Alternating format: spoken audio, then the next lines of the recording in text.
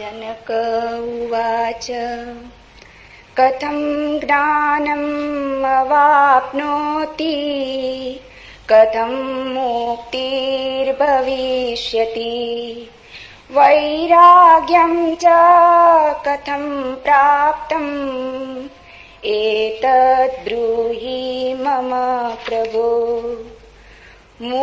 अष्टवक्र उवाच मुक्तिमीच्छसि चेतात विषयान् विषवात्यज क्षमार्जवदया तोष सत्यं पीयूषार्कज।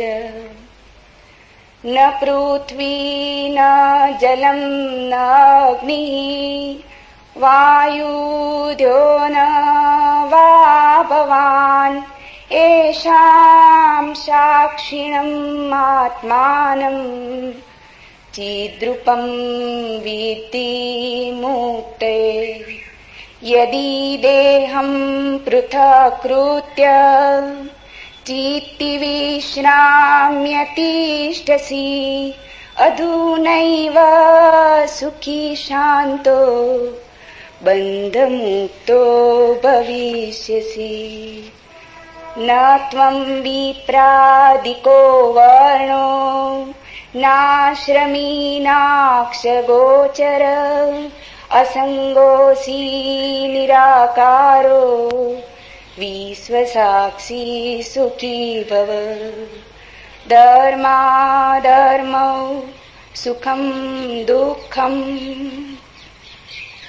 मानसानि न ते विभो न कर्तासि न भोक्तासि मुक्त एवासि सर्वदा।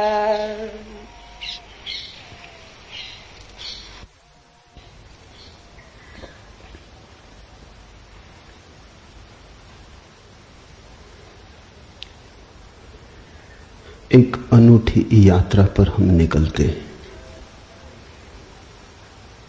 मनुष्य जाति के पास बहुत शास्त्र हैं, पर अष्टावक्र गीता जैसा शास्त्र नहीं। वेद फीके हैं, उपनिषद बहुत धीमी आवाज में बोलते हैं। गीता में भी ऐसा गौरव नहीं जैसा अष्टावक्र की संहिता में। कुछ बात ही अनूठी है।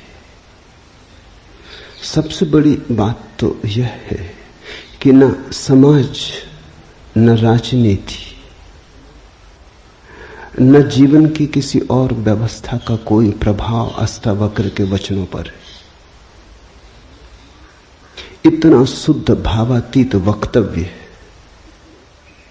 समय और काल से अतीत, दूसरा नहीं। शायद इसीलिए अष्टावक्र की गीता, अष्टावक्र की संहिता का बहुत प्रभाव नहीं पड़ा। कृष्ण की गीता का बहुत प्रभाव पड़ा।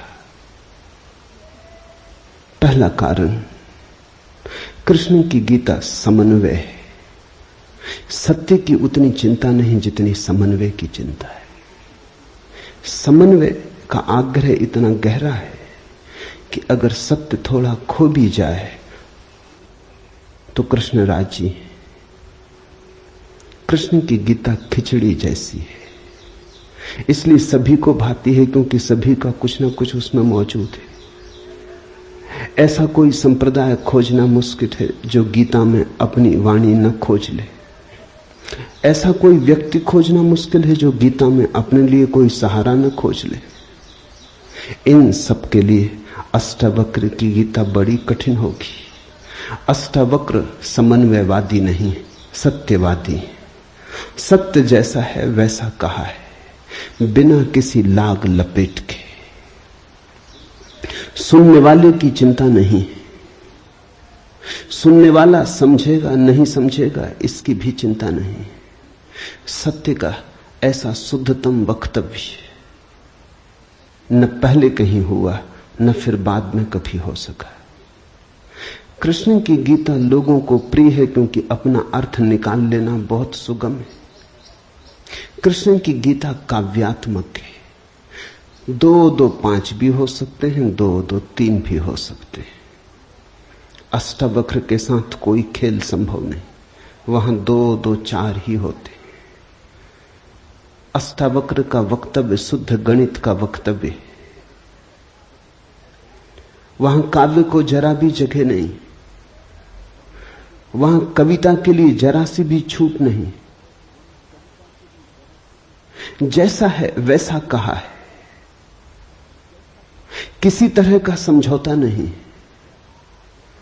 कृष्ण की गीता पढ़ो तो भक्त अपना अर्थ निकाल लेता है, क्योंकि कृष्ण ने भक्ति की भी बात की।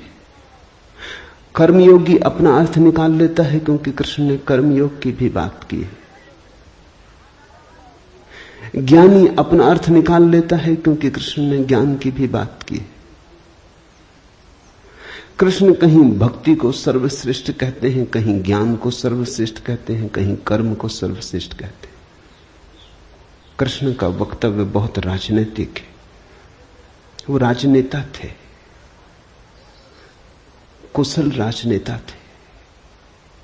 सिर्फ राजनेता थे इतना ही कहना उचित नहीं, कुटिल राजनीतिज्ञ थे, डिप्लोमेट थे। उनके वक्तव्य में बहुत सी बातों का ध्यान रखा गया, इसलिए सभी को गीता भा जाती है। इसलिए तो गीता पर हजारों टीकाएं हैं, अष्टावक्र पर कोई चिंता नहीं करता, क्योंकि अष्टावक्र के साथ राजी होना हो तो तुम्हें अपने को छोड़ना पड़ेगा। बेशर्त तुम अपने को न ले जा सकोगे, तुम पीछे रहोगे तो ही जा सकोगे। कृष्ण के साथ तुम अपने को ले जा सकते हो। कृष्ण के साथ तुम्हें बदलने की कोई भी जरूरत नहीं। कृष्ण के साथ तुम मौजू पड़ सकते हो। इसलिए सभी सांप्रदायिकों ने कृष्ण की गीता पर टीकाएं लिखी। शंकर ने, रामानुज ने, निम्बारक ने, बल्लभ ने, सबने अपने अर्थ निकाल लिए। कृष्ण ने कुछ ऐसी बात कही है जो बहुअर्थी है, इसलिए मैं कहता हूं काव्यात्मक है। कविता में से मन चाहे अर्थ निकल सकते हैं।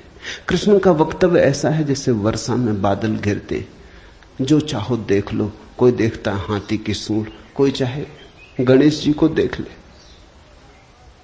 किसी को कुछ भी नहीं दिखाई पड़ता, वो कहता कहां की फिजूल बातें कर रहे हो। बादल है, धुआं, इसमें कैसी आकृतियां देख रहे हो। पश्चिम में वैज्ञानिक मन के परीक्षण के लिए स्याही के धब्बे ब्लॉटिंग पेपर पर डाल देते हैं और व्यक्ति को कहते हैं देखो इसमें क्या दिखाई पड़ता है। व्यक्ति गौर से देखता है, उसे कुछ ना कुछ दिखाई पड़ता है। वहां कुछ भी नहीं, सिर्फ ब्लॉटिंग पेपर पर स्याही के धब्बे बेतरतीब फेंके गए, सोच विचार के भी फेंके नहीं गए हैं, ऐसे ही बोतल उड़ेल दी है। लेकिन देखने वाला कुछ ना कुछ खोज लेता है। जो देखने वाला खोजता है वो उसके मन में वो आरोपित कर लेता। तुमने भी देखा होगा, दीवार पर वर्षा का पानी पड़ता है, लकीरें खिंच जाती, कभी आदमी की शक्ल दिखाई पड़ती, कभी घोड़े की शक्ल दिखाई पड़ती। तुम जो देखना चाहते हो आरोपित कर लेते हो। रात के अंधेरे में कपड़ा टंगा है, भूत प्रेत दिखाई पड़ जाते। कृष्ण की गीता ऐसी ही है, जो तुम्हारे मन में है दिखाई पड़ जाएगा। तो शंकर ज्ञान देख लेते हैं, रामानुज भक्ति देख लेते हैं, तिलक कर्म देख लेते हैं, और सब अपने घर प्रसन्नचित्त लौट आते कि ठीक कृष्ण वही कहते हैं जो हमारी मान्यता है। इमर्सन ने लिखा है कि एक बार एक पड़ोसी प्लेटो की किताबें उनसे मांग के ले गया। अब प्लेटो 2000 साल पहले हुआ और दुनिया के थोड़े से अनूठे विचारकों में से एक। कुछ दिनों बाद इमर्सन ने कहा किताबें पढ़नी हो तो वापस करने। वो पड़ोसी लौटा गया। इमर्सन ने पूछा कैसी लगी। उस आदमी ने कहा कि ठीक, इस आदमी प्लेटो के विचार मुझसे मिलते जुलते। कई दफे तो मुझे ऐसा लगा कि इस आदमी को मेरे विचारों का पता कैसे चल गया। प्लेटो 2000 साल पहले हुआ है। इसको शक हो रहा है कि इसने कहीं मेरे विचार तो नहीं चुरा लिए। कृष्ण में ऐसा शक बहुत बार होता है, इसलिए कृष्ण पर सदियां बीत गईं, टीकाएं चलती जाती, हर सदी अपना अर्थ खोज लेती है, हर व्यक्ति अपना अर्थ खोज लेता है। कृष्ण की गीता स्याही के धब्बों जैसी एक कुशल राजनीतिज्ञ का वक्तव्य है। अष्टावक्र की गीता में तुम कोई अर्थ ना खोज पाओगे। तुम अपने को छोड़ के चलोगे तो ही अष्टावक्र की गीता स्पष्ट होगी। अष्टावक्र का सुस्पष्ट संदेश है, उसमें जरा भी तुम अपनी व्याख्या ना डाल सकोगे, इसलिए लोगों ने टीकाएं नहीं लिखी। टीका लिखने की जगह नहीं है, तोड़ने मड़ोड़ने का उपाय नहीं है, तुम्हारे मन के लिए सुविधा नहीं है कि तुम कुछ डाल दो। अष्टावक्र ने इस तरह से वक्तव्य दिया है कि सदियां बीत गई, उस वक्तव्य में कोई कुछ जोड़ नहीं पाया, घटा नहीं पाया। बहुत कठिन है ऐसा वक्तव्य देना, शब्द के साथ ऐसी कुशलता बड़ी कठिन है। इसलिए मैं कहता हूं एक अनूठी यात्रा तुम शुरू कर रहे हो। अष्टावक्र में राजनीतिज्ञों की कोई उत्सुकता नहीं, न तिलक की, न अरविंद की, न गांधी की, न विनोबा की, किसी की कोई उत्सुकता नहीं,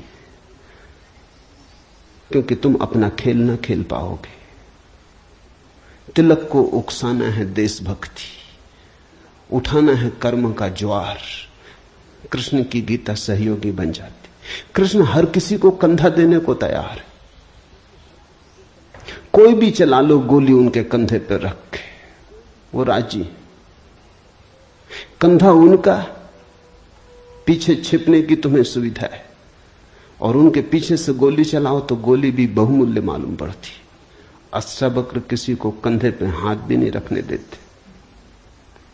इसलिए गांधी की कोई उत्सुकता नहीं, तिलक की कोई उत्सुकता नहीं, अरविंद विनोबा को कुछ लेना देना नहीं, क्योंकि तुम कुछ थोप ना सकोगे। राजनीति की सुविधा नहीं है। अष्टावक्र राजनीतिक पुरुष नहीं। ये पहली बात ख्याल में रख लेनी जरूरी है। ऐसा सुस्पष्ट खुले आकाश जैसा वक्तव्य जिसमें बादल है ही नहीं, तुम कोई आकृति देख ना पाओगे। आकृति छोड़ोगे, सब बनोगे निराकार, अरूप के साथ जोड़ोगे संबंध, तो अष्टावक्र समझ में आएंगे। अष्टावक्र समझना चाहो तो ध्यान की गहराई में उतरना होगा। कोई व्याख्या से काम होने वाला नहीं। और ध्यान के लिए भी अष्टावक्र नहीं कहते कि तुम बैठ के राम राम जपो। अष्टावक्र कहते हैं तुम कुछ भी करो वो ध्यान ना होगा। करता जहां है वहां ध्यान कैसा? जब तक करना है तब तक भ्रांति है, जब तक करने वाला मौजूद है तब तक अहंकार मौजूद है। अष्टावक्र कहते हैं साक्षी हो जाना है ध्यान। जहां कर्ता छूट जाता तुम सिर्फ देखने वाले रह जाते। दृष्टा मात्र, दृष्टा मात्र हो जाने में ही दर्शन है, दृष्टा मात्र हो जाने में ही ध्यान है, दृष्टा मात्र हो जाने में ही ज्ञान है। इसके पहले कि हम सूत्र में उतरे, अष्टावक्र के संबंध में कुछ बातें समझ लेनी जरूरी है। ज्यादा पता नहीं, क्योंकि न तो वे सामाजिक पुरुष थे न राजनीतिक, तो इतिहास में कोई उल्लेख नहीं है। बस थोड़ी सी घटनाएं ज्ञात हैं, वो भी बड़ी अजीब, भरोसा करने योग्य नहीं, लेकिन समझोगे तो बड़े गहरे अर्थ खुलेंगे। पहली घटना अष्टावक्र पैदा हुए उसके पहले की, पीछे का तो कुछ पता नहीं। गर्भ की घटना। पिता बड़े पंडित, अष्टावक्र मां के गर्भ में पिता रोज वेद का पाठ करते और अष्टावक्र गर्भ में सुनते। एक दिन अचानक गर्भ से आवाज आती कि रुको भी, ये सब बकवास है। ज्ञान इसमें कुछ भी नहीं, बस शब्दों का संग्रह। शास्त्र में ज्ञान कहां? ज्ञान स्वयं में। शब्द में सत्य कहां? सत्य स्वयं में।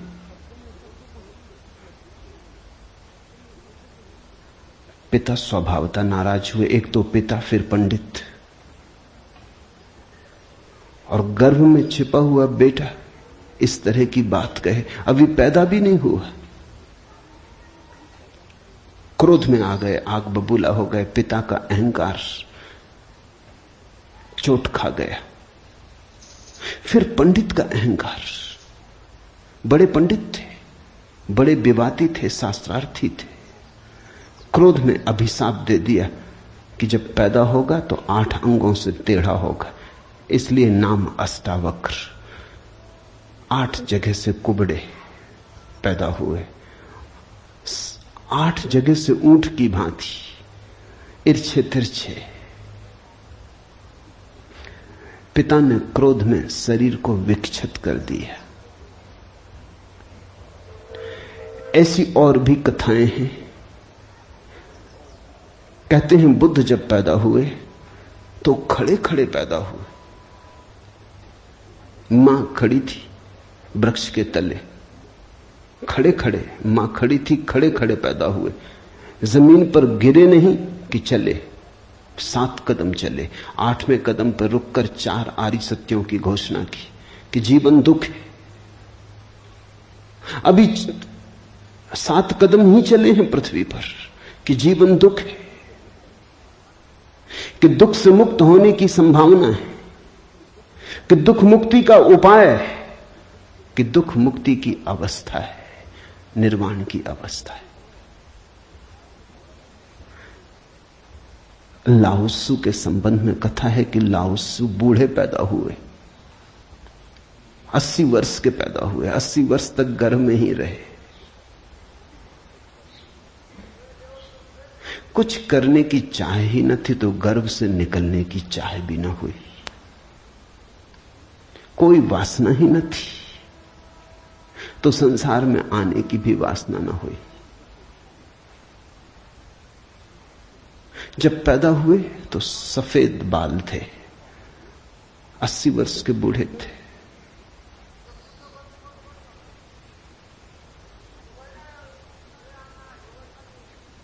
जरथुस्त्र के संबंध में कथा है कि जब जरथुस्त्र पैदा हुए तो पैदा होते से ही खिलखिला के हंसे, मगर इन सबको मात कर दिया अष्टावक्र। ये तो पैदा होने की बात है। अष्टावक्र ने अपना पूरा वक्तव्य दे दिया पैदा होने के पहले। ये कथाएं महत्वपूर्ण हैं। इन कथाओं में इन व्यक्तियों के जीवन की सारी सार संपदा है, निचोड़ है। बुद्ध ने जो जीवन भर में कहा उसका निचोड़। बुद्ध ने अष्टांगिक मार्ग का उपदेश दिया तो 7 कदम चले, 8वें पर रुक गए। 8 अंग हैं कुल। पहुंचने की अंतिम अवस्था है सम्यक समाधि। उस समाधि की अवस्था में ही पता चलता है जीवन के पूरे सत्य का। वो 4 आर्य सत्यों की घोषणा करती। लाओत्सु बूढ़ा पैदा हुआ। लोगों को 80 साल लगते हैं, तब भी ऐसी समझ नहीं आ पाती। बूढ़े होकर भी लोग बुद्धिमान कहां हो पाते। बूढ़ा होना और बुद्धिमान होना पर्यायवाची तो नहीं। बाल तो धूप में भी पकाए जा सकते हैं। लाओत्सु की कथा इतना ही कहती है कि अगर जीवन में त्वरा हो तीव्रता हो तो जो 80 साल में घटता है वो एक क्षण में घट सकता है। प्रज्ञा की तीव्रता हो तो एक क्षण में घट सकता है। बुद्धि मलिन हो तो 80 साल में भी कहां घटता है। जरथुस्त्र जन्म के साथ ही हंसे। जरथुस्त्र का धर्म अकेला धर्म है दुनिया में जिसको हंसता हुआ धर्म कह सकते। अति पार्थिव पृथ्वी का धर्म है। इसलिए तो पारसी दूसरे धार्मिकों को धार्मिक नहीं मालूम होते, नाचते गाते प्रसन्न। जरथुस्त्र का धर्म हंसता हुआ धर्म है, जीवन के स्वीकार का धर्म है, निषेध नहीं है, त्याग नहीं है। तुमने कोई पारसी साधु देखा? नंग धड़ंग खड़ा हो जाए, छोड़ दे, धूप में खड़ा हो जाए, धूनी रमा के बैठ जाए? नहीं, पारसी धर्म में जीवन को सताने, कष्ट देने की कोई व्यवस्था नहीं। जरथुस्त्र का सारा संदेश यही है कि जब हंसते हुए परमात्मा को पाया जा सकता है तो रोते हुए क्यों पाना। जब नाचते हुए पहुंच सकते हैं उस मंदिर तक तो नाहक कांटे क्यों बोने। जब फूलों के साथ जाना हो सकता है तो ये दुखवाद क्यों। इसलिए ठीक है, प्रतीक ठीक है कि जरथुस्त्र पैदा होते हंसे। इन कथाओं में इतिहास मत खोजना, ऐसा हुआ है ऐसा नहीं है, लेकिन इन कथाओं में एक बड़ा गहरा अर्थ है। तुम्हारे पास एक बीज पड़ा है, जब तुम बीज को देखते हो तो इससे पैदा होने वाले फूल की कोई भी तो खबर नहीं मिलती। ये क्या हो सकता है इसकी भनक भी तो नहीं आती। ये कमल बनेगा, खिलेगा, जल में रहेगा और जल से अछूता रहेगा, सूरज की किरणों पर नाचेगा और सूरज भी ईर्ष्यालु होगा इसके सौंदर्य से, इसकी कोमलता से, इसके अपूर्व गरिमा, इसके प्रसाद से, इसकी सुगंध आकाश में उड़ेगी। ये बीज को देखकर तो पता भी नहीं चलता। बीज को तो देख के इसकी कोई कल्पना भी नहीं कर सकता, अनुमान भी नहीं कर सकता। लेकिन एक दिन ये घटता है तो दो तरह से हम सोच सकते हैं। या तो हम बीज को पकड़ लें जोर से और हम कहें जो बीज में दिखाई नहीं पड़ा वो कमल में भी घट नहीं सकता। ये भ्रम है, ये धोखा है, ये झूठ है। जिनको हम तर्कनिष्ठ कहते हैं, संदेहशील कहते हैं, उनका यही आधार है। वो कहते हैं जो बीज में नहीं दिखाई पड़ा वो फूल में हो नहीं सकता, कहीं भ्रांति हो रही है। इसलिए संदेहशील व्यक्ति बुद्ध को मान नहीं पाता, महावीर को स्वीकार नहीं कर पाता, जीसस को अंगीकार नहीं कर पाता, क्योंकि वो कहते हैं हमने जाना इनको। जीसस अपने गांव में आए, बड़े हैरान हुए, गांव के लोगों ने कोई चिंता ही न की। जीसस का वक्तव्य है कि पैगंबर की अपने गांव में पूजा नहीं होती। कारण क्या रहा होगा, क्यों नहीं होती गांव में पूजा पैगंबर की? गांव के लोगों ने बचपन से देखा, बड़े ही जोसेफ का लड़का है, लकड़ियां ढोते देखा, रिंदा चलाते देखा, लकड़ियां चीरते देखा, पसीने से लथपथ देखा, सड़कों पर खेलते देखा, झगड़ते देखा। गांव के लोग इसे बचपन से जानते हैं, बीज की तरह देखा। आज अचानक ये हो कैसे सकता है कि परमात्मा का पुत्र हो गए? नहीं, जिसने बीज को देखा है वो फूल को मान नहीं पाता। वो कहता है जरूर धोखा होगा, बेईमानी होगी, ये आदमी पाखंडी है। बुद्ध अपने घर वापस लौटे तो पिता, सारी दुनिया को जो दिखाई पड़ रहा था वो पिता को दिखाई नहीं पड़ा। सारी दुनिया अनुभव कर रही थी एक प्रकाश, दूर दूर तक खबरें जा रही थी, दूर देशों से लोग आने शुरू हो गए थे। लेकिन जब वो वापस बुद्ध घर आए 12 साल बाद, तो पिता ने कहा मैं तुझे अभी भी क्षमा कर सकता हूं, यद्यपि तूने काम तो बुरा किया है, सताया तो तूने हमें, अपराध तो तूने किया, लेकिन मेरे पास पिता का हृदय, मैं माफ कर दूंगा, द्वार तेरे लिए खुले, मगर फेंक ये भिक्षा का पात्र, हटा ये भिक्षु का वेश, ये सब नहीं चलेगा। तो वापस लौटा, ये राज्य तेरा है, मैं बूढ़ा हो गया, इसको कौन संभालेगा? हो गया बचपना बहुत, अब बंद करो ये सब खेल। बुद्ध ने कहा, कृपा कर मुझे देखें तो, जो गया था वो वापस नहीं आया है, ये कोई और ही आया है जो आपके घर पैदा हुआ था, वही वापस नहीं आया है, ये कोई और ही आया है, बीज फूल होके आया है। गौर से तो देखो, पिता ने कहा तू मुझे सिखाने चला है। पहले दिन से जब तू पैदा हुआ था तब से तुझे जानता हूं। किसी और को धोखा देना, किसी और को समझा लेना, भ्रम में डाल देना, मुझे तू भ्रम में न डाल पाएगा। मैं फिर कहता हूं, मैं तुझे भली भांति जानता हूं, मुझे कुछ सिखाने को चेष्टा मत कर, क्षमा करने को मैं राजी हूं। बुद्ध ने कहा, आप और मुझे जानते हैं, मैं तो स्वयं को भी नहीं जानता था, अभी अभी किरणें उतरी हैं और स्वयं को जानो। क्षमा करे, लेकिन यह मुझे कहना ही पड़ेगा कि जिसको आपने देखा वो मैं नहीं हूं, और जहां तक आपने देखा वो मैं नहीं हूं। बाहर बाहर आपने देखा, भीतर आपने कहां देखा? मैं आपसे पैदा हुआ हूं, लेकिन आपने मुझे निर्मित नहीं किया। मैं आपसे आया हूं जैसे एक रास्ते से कोई राहगीर आता है, लेकिन रास्ता और राहगीर का क्या लेना देना? कल रास्ता कहने लगे कि मैं तुझे पहचानता हूं, तू मेरे ही से तो होकर आया। ऐसे ही आप कह रहे हैं, आपके पहले भी मैं था, जन्मों जन्मों से मेरी यात्रा चल रही, आपसे गुजरा जरूर, ऐसा मैं औरों से भी गुजरा हूं, और भी मेरे पिता थे, और भी मेरी माताएं थी, लेकिन मेरा होना बड़ा अलग थलग है, कठिन है, बहुत अति कठिन है। अगर बीज देखा तो फूल पे भरोसा नहीं आता।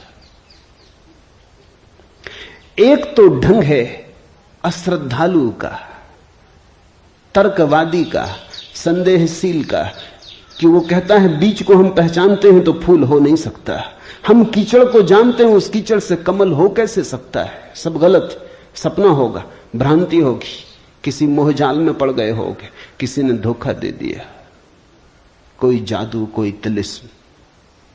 एक तो ये रास्ता है, एक रास्ता है श्रद्धालु का, प्रेमी का, भक्त का, सहानुभूति से भरे हृदय का। वो फूल को देखता है और फूल से पीछे की तरफ यात्रा करता है। वो कहता है जब फूल में ऐसा सुगंध हुई, जब फूल में ऐसी विभा प्रकट हुई, जब फूल में ऐसी प्रतिभा, जब फूल में ऐसा कुंवारापन दिखा, तो जरूर बीज में भी रहा होगा, क्योंकि जो फूल में हुआ है वो बीज में न हो तो हो ही नहीं सकता। ये सारी कथाएं घटी हैं, ऐसा नहीं। जिन्होंने अष्टावक्र के फूल को देखा, उनको यह ख्याल में आया कि जो आज हुआ है वो कल भी रहा होगा, छिपा था, अवगुंठित था, पर्दे में पड़ा था। जो आज है, अंत में है, वो प्रथम भी रहा होगा। जो मृत्यु के क्षण में दिखाई पड़ रहा है, वो जन्म के क्षण में भी मौजूद रहा होगा, अन्यथा पैदा कैसे होता? तो एक तो ढंग है फूल से पीछे की तरफ देखना, और एक है बीज से आगे की तरफ देखना।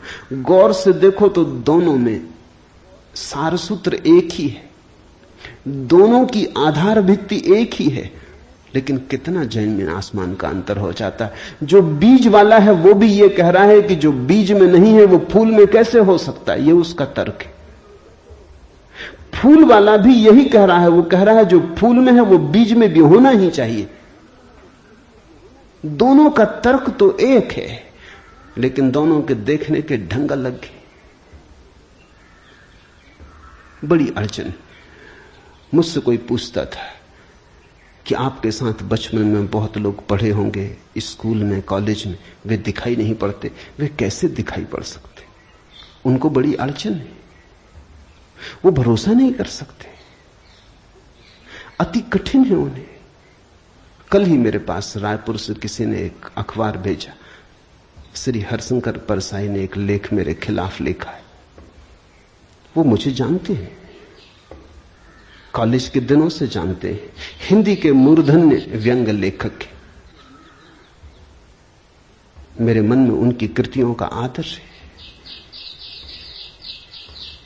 लेख में उन्होंने लिखा है कि जबलपुर की हवा में कुछ खराबी है। यहां धोखेबाज और धूर्ती पैदा होते, जैसे रजनीश, महेश योगी, मुंदड़ा, 3 नाम उन्होंने गिनाए। धन्यवाद उनका, कम से कम मेरा नाम नंबर 1 तो गिनाया। इतनी याद तो रखी, एकदम बिसार नहीं दिया, बिल्कुल भूल गए हो ऐसा नहीं। लेकिन अड़चन स्वाभाविक है, सीधी साफ है, मैं उनकी बात समझ सकता हूं। यह असंभव है बीज को देखा तो फूल में भरोसा। फिर जिन्होंने फूल को देखा उन्हें बीज में भरोसा मुश्किल हो जाता है। तो सभी महापुरुषों की जीवन कथाएं 2 ढंग से लिखी जाती हैं। जो उनके विपरीत हैं वो बचपन से यात्रा शुरू करते हैं, जो उनके पक्ष में है वो अंत से यात्रा शुरू करते हैं और बचपन की तरफ जाते हैं। दोनों एक अर्थ में सही है, लेकिन जो बचपन से यात्रा करके अंत की तरफ जाते हैं वो वंचित रह जाते हैं। उनका सही होना उनके लिए आत्मघाती है। जो अंत से यात्रा करते हैं वो पीछे की तरफ जाते हैं, वो धन्यभागी हैं, क्योंकि बहुत कुछ उन्हें अनायास मिल जाता है जो कि पहले तर्कवादियों को नहीं मिल पाता। अब न केवल मैं गलत मालूम होता हूं, मेरे कारण जबलपुर तक की हवा उनको गलत मालूम होती। कुछ भूल हवा पानी में होनी चाहिए। यदि मैं उनको कहना चाहूंगा जबलपुर को कोई हक नहीं है मेरे संबंध में हवा पानी को अच्छा या खराब तय करने का। जबलपुर से मेरा कोई बहुत नाता नहीं है। थोड़े दिन वहां था, महेश योगी भी थोड़े दिन वहां थे, उनका भी कोई नाता नहीं। हम दोनों का नाता किसी और जगह से है। उस जगह के लोग इतने सोए हैं कि उन्हें अभी खबर ही नहीं है। महेश योगी और मेरा जन्म पास ही पास हुआ, दोनों गाडरवाड़ा के आसपास पैदा हुए। उनका जन्म चिचली में हुआ, मेरा जन्म कुचवाड़े में हुआ। अगर हवा पानी खराब है तो वहां का होगा। इसका दुख गाडरवाड़ा को होना चाहिए, कभी होगा, या सुख। जबलपुर को इसमें बीच में आना नहीं चाहिए। लेकिन मन कैसे तर्क रचता है। अब जो अष्टावक्र की कथा को देखेगा वो सुनते से ही कह देगा गलत, असंभव। ये तो कथा जिन्होंने लिखी है उनको भी पता है कि कहीं कोई गर्व से बोलता है। वो तो केवल इतना कह रहे हैं कि जो आखिर में प्रकट हुआ वो गर्भ में मौजूद रहा होगा। जो वाणी आखिर में खिली वो किसी न किसी गहरे तल पर गर्भ में भी मौजूद रही होगी, अन्यथा खिलती कहां से, आती कहां से? सुनने से थोड़ी कुछ आता है, हर चीज के पीछे कारण है। नहीं देख पाए हो हम, लेकिन था तो मौजूद। ये सारी कथाएं इसी का सूचक देती हैं। अष्टावक्र के संबंध में दूसरी बात जो ज्ञात है वो है जब वे 12 वर्ष के थे। बस 2 ही बातें ज्ञात हैं। तीसरी उनकी अष्टावक्र गीता है, या कुछ लोग कहते हैं अष्टावक्र संहिता। जब वे 12 वर्ष के थे तो एक बड़ा विशाल शास्त्रार्थ जनक ने रचा। जनक सम्राट थे और उन्होंने सारे देश के पंडितों को निमंत्रण दिया और उन्होंने 1000 गायें राजमहल के द्वार पर खड़ी कर दी और उन्होंने गायों के सींगों पर सोना मढ़ दिया और हीरे जवाहरात लटका दिए और कहा जो भी विजेता होगा वो इन गांवों को हाँक के ले जाए। बड़ा विवाद हुआ। अष्टावक्र के पिता भी उस विवाद में गए। खबर आई सांझ होते होते कि पिता हार रहे हैं।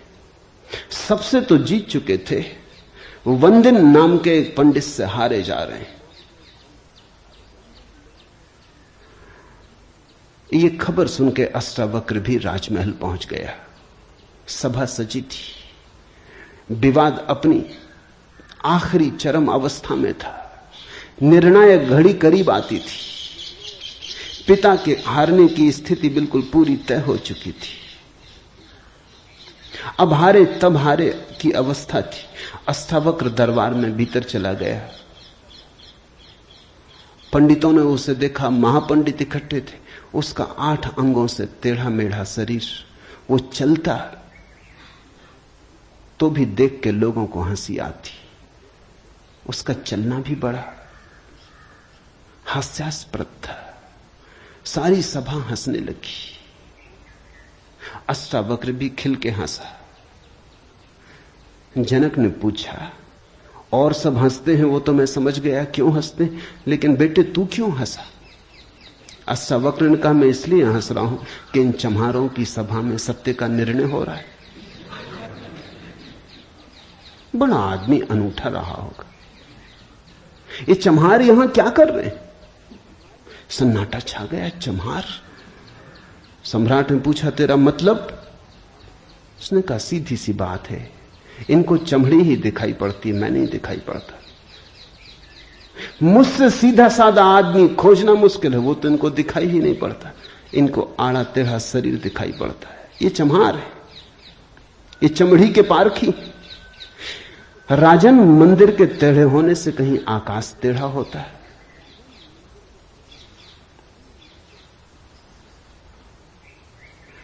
घड़े के फूटे होने से कहीं आकाश फूटता है? आकाश तो निर्विकार है। मेरा शरीर टेढ़ा मेढ़ा है, लेकिन मैं तो नहीं। ये जो भीतर बसा है इसकी तरफ तो देखो। इससे तुम सीधा साधा और कुछ खोज ना सकोगे।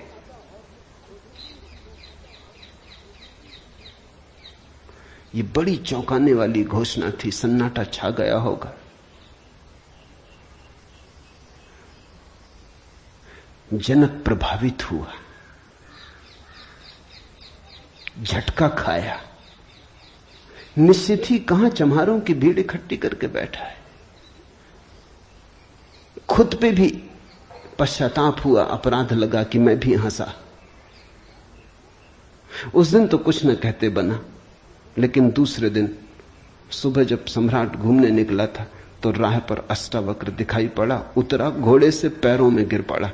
सबके सामने तो हिम्मत न जुटा पाया। एक दिन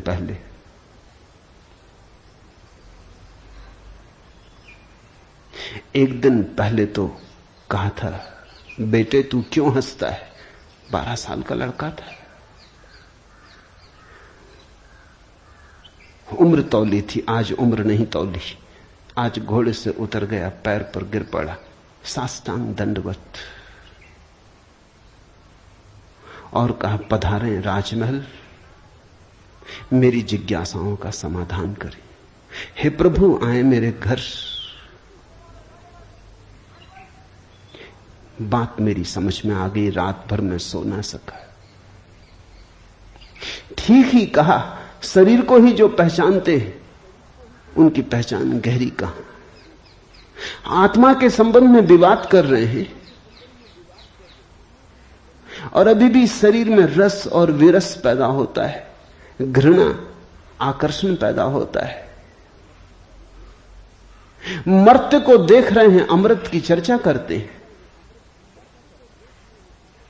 धन्य भाग मेरे कि आप आए और मुझे चौंकाया, मेरी नींद तोड़ दी। अब पधारो। राजमहल में उसने बड़ी सजावट कर रखी थी।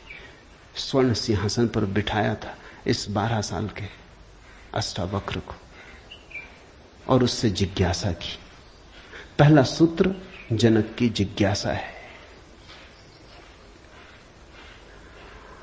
जनक ने पूछा है, अष्टावक्र ने समझाया है। इससे ज्यादा अष्टावक्र के संबंध में और कुछ पता नहीं है, और कुछ पता होने की जरूरत भी नहीं। काफी है, इतना बहुत है। हीरे बहुत होते भी नहीं, कंकड़ पत्थर ही बहुत होते।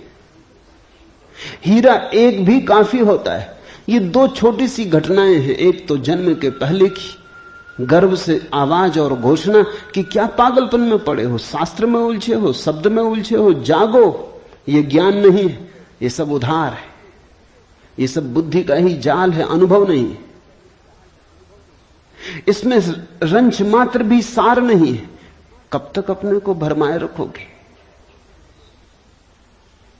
और दूसरी घटना, राजमहल में हंसना पंडितों का और कहना अष्टावक्र का कि जीवन में देखने की दो दृष्टियां हैं, एक आत्मदृष्टि, एक चर्म दृष्टि। चम्हार चमड़ी को देखता है, प्रज्ञावान आत्मा को देखता है। तुमने गौर किया? चम्हार तुम्हारे चेहरे की तरफ देखते नहीं, वो जूते को ही देखता।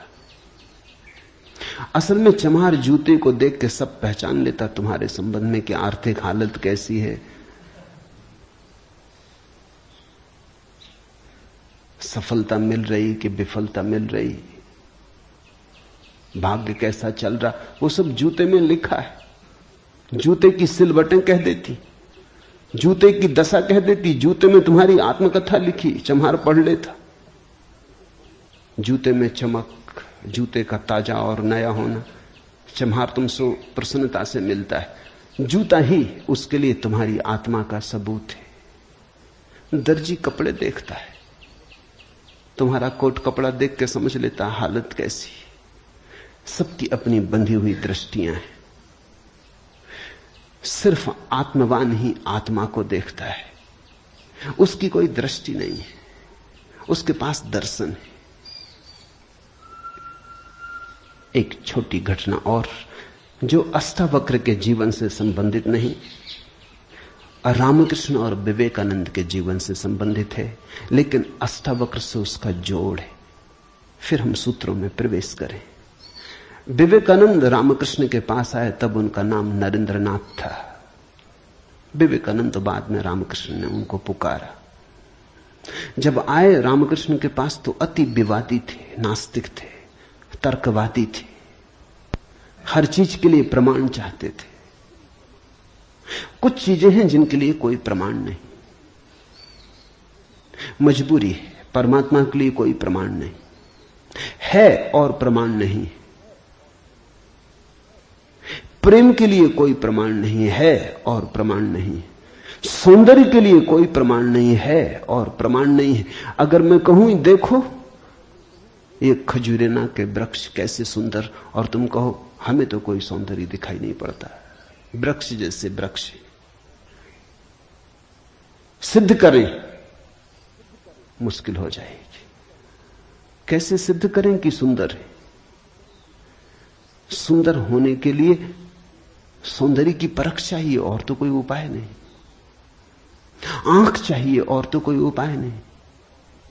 कहते हैं मजनू ने कहा कि लैला को जानना हो तो मजनू की आंख चाहिए। ठीक कहा। लैला को देखने का और कोई उपाय ही नहीं।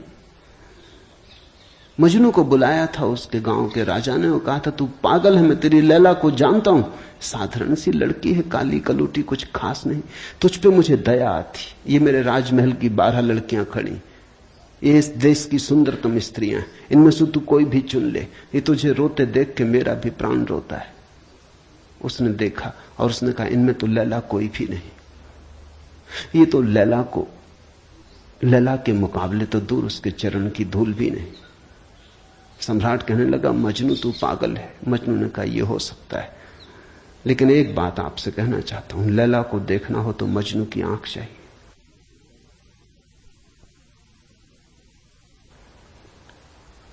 कहा मजनू ने। अगर वृक्षों के सौंदर्य को देखना हो तो कला की आंख चाहिए और कोई प्रमाण नहीं। अगर किसी के प्रेम को पहचानना हो तो प्रेमी का हृदय चाहिए और कोई प्रमाण नहीं। और परमात्मा तो इस जगत के सारे सौंदर्य और सारे प्रेम और सारे सत्य का इकट्ठा नाम है। उसके लिए तो ऐसा निर्विकार चित्त चाहिए, ऐसा साक्षी भाव चाहिए जहां कोई शब्द न रह जाए, कोई विचार न रह जाए, कोई तरंग ना उठे, वहां कोई धूल न रह जाए। मन की और चित्त का दर्पण परिपूर्ण शुद्ध हो। प्रमाण कहां? रामकृष्ण से विवेकानंद ने कहा प्रमाण चाहिए। है परमात्मा तो प्रमाण थे।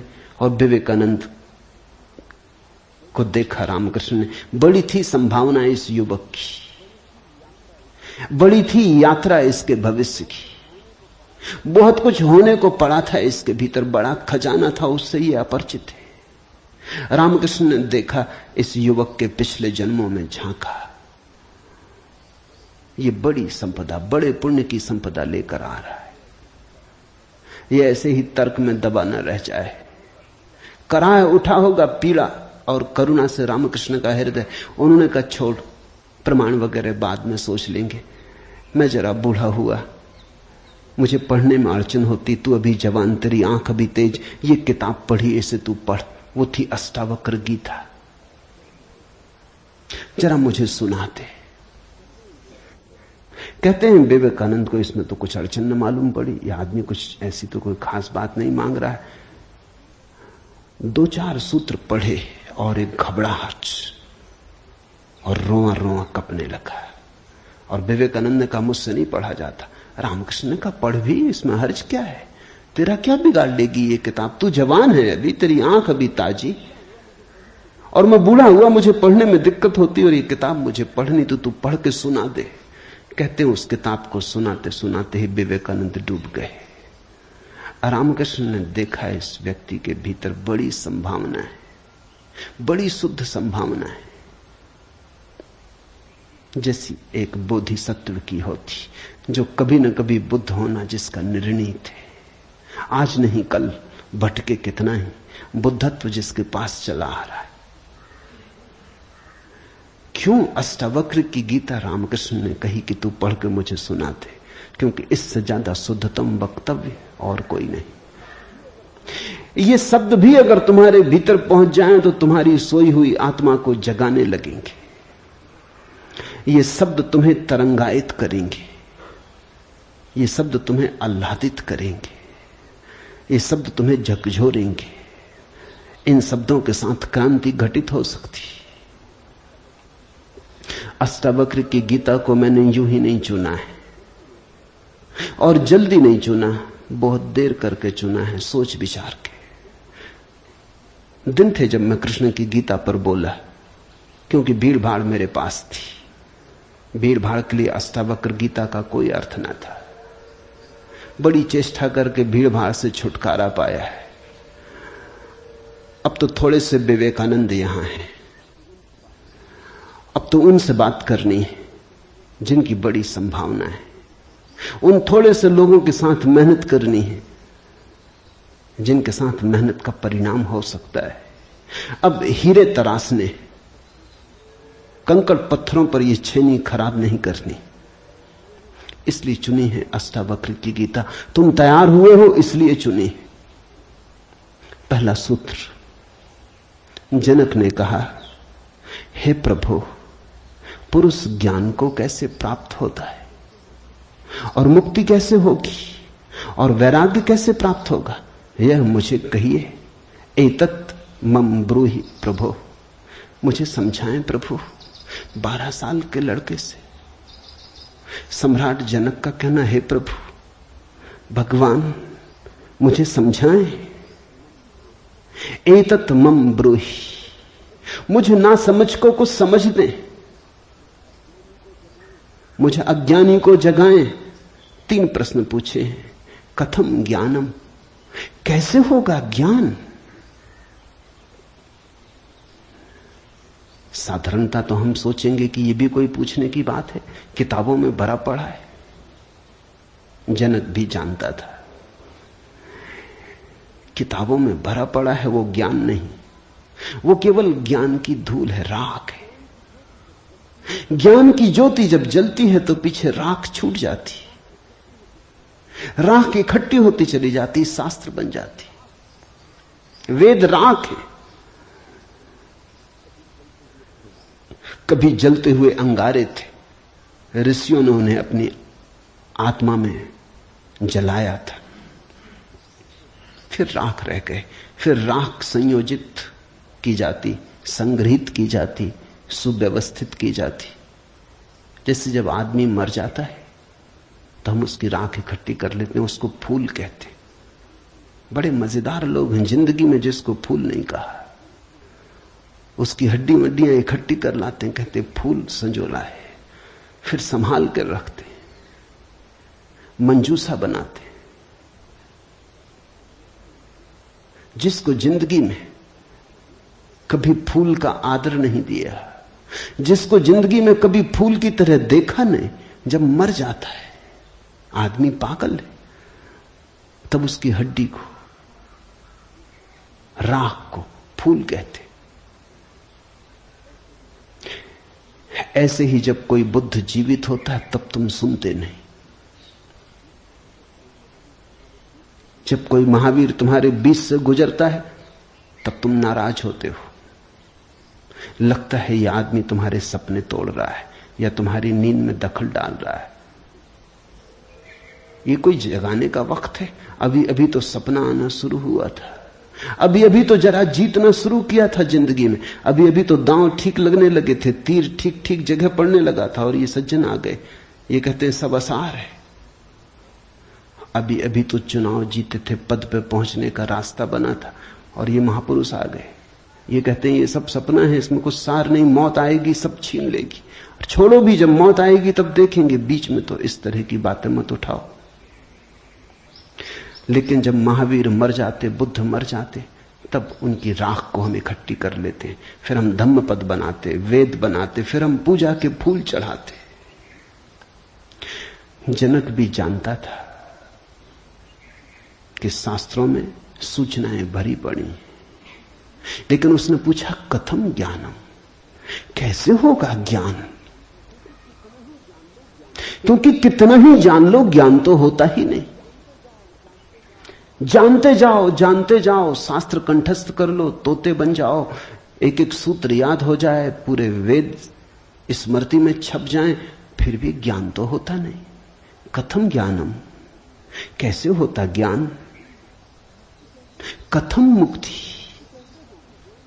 मुक्ति कैसे होगी? क्योंकि जिसको तुम ज्ञान कहते हो वो तो बांध लेता उल्टे, मुक्त कहां करता। ज्ञान तो वही है जो मुक्त करे। जीसस ने कहा है सत्य वही है जो मुक्त करे, ज्ञान तो वही है जो मुक्त करे। ये ज्ञान की कसौटी है। पंडित मुक्त तो दिखाई नहीं पड़ता, बंधा दिखाई पड़ता है, मुक्ति की बातें करता है, मुक्त दिखाई नहीं पड़ता है, हजार बंधनों में बंधा हुआ मालूम पड़ता है। तुमने कभी गौर किया, तुम्हारे तथाकथित संत तुमसे भी ज्यादा बंधे हुए मालूम पड़ते। तुम शायद थोड़े बहुत मुक्त भी हो, तुम्हारे संत तुमसे भी ज्यादा बंधे, लकीर के फकीर हैं। न उठ सकते स्वतंत्रता से, न बैठ सकते स्वतंत्रता से, न जी सकते स्वतंत्रता से। कुछ दिनों पहले कुछ जैन साध्वियों की मेरे पास खबर आई कि वो मिलना चाहती, मगर श्रावक आने नहीं देते। ये भी बड़े मजे की बात है। साधु का अर्थ होता है जिसने फिक्र छोड़ी समाज की, जो चल पड़ा अरण्य की यात्रा पर, जिसने कहा अब न तुम्हारे आदर की मुझे जरूरत है, न सम्मान की। लेकिन साधु साध्वी कहते हैं श्रावक आने नहीं देते। वो कहते हैं वहां भूल के मत जाना, वहां गए तो ये दरवाजा बंद। ये कोई साधुता हुई? ये तो परतंत्रता हुई, गुलामी हुई। ये तो बड़ी उल्टी बात हुई। ये तो ऐसा हुआ कि साधु श्रावक को बदले, उसकी जगह श्रावक साधु को बदल रहा है।